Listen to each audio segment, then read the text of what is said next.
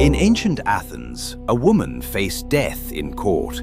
The arguments failed. The judges were ready to condemn her. Then her defender revealed her body. She stood naked before the court, and the room changed its mind. Her name was Phryne. Long before that trial, she had already learned something dangerous about beauty. She came from Thespia in Boeotia. Her real name was Mnesarete. Phryne was a nickname. It meant toad. Ancient writers said it referred to the faint yellow tone of her skin. She arrived in Athens poor. She left it one of the richest women in Greece. Phryne was a hetaira, a courtesan. The distinction mattered. Respectable women lived behind walls. Hetairae moved through the world. They attended symposia. They spoke with philosophers. They observed power up close. And Phryne paid attention. She understood something most people missed. Beauty alone fades into the background. Beauty used at the right moment becomes influence. Her price was never fixed. Some men paid enormous sums. Others paid very little. And when a man truly impressed her, she sometimes asked for nothing at all. Access to Phryne depended on admiration as much as money. Desire mattered. Status mattered. Vanity mattered. And she knew how to price each one. Her fortune grew so large that after Alexander the Great destroyed Thebes, Phryne made an offer that sounded impossible. She would rebuild the city walls herself, at her own expense. Her only condition that the inscription read, "Destroyed by Alexander, rebuilt by Phryne the courtesan." Thebes refused. A city chose ruins over that name carved in stone. That refusal said everything. Thebes could endure humiliation by a king. It could not accept rescue from a woman whose profession placed her outside respectable society. Phryne understood spectacle. She understood pride. She understood that beauty could provoke as easily as it could seduce.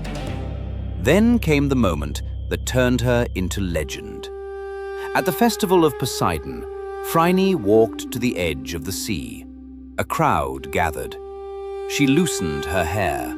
She let her robe fall, and she stepped naked into the water, slowly, deliberately.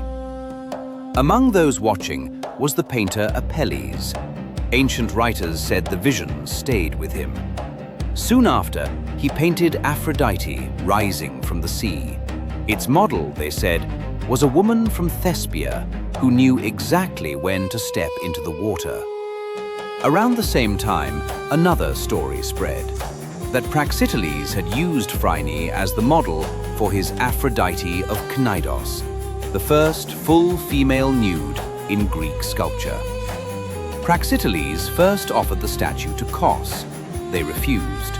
A nude goddess was too scandalous. Cnidos bought it instead. Soon, travelers were sailing there just to see it. Ancient sources did not all agree that Phryne was the model. The truth was never settled. But the rumor alone changed the statue. A goddess shaped from imagination was one thing. A goddess shaped from a living woman was something else entirely.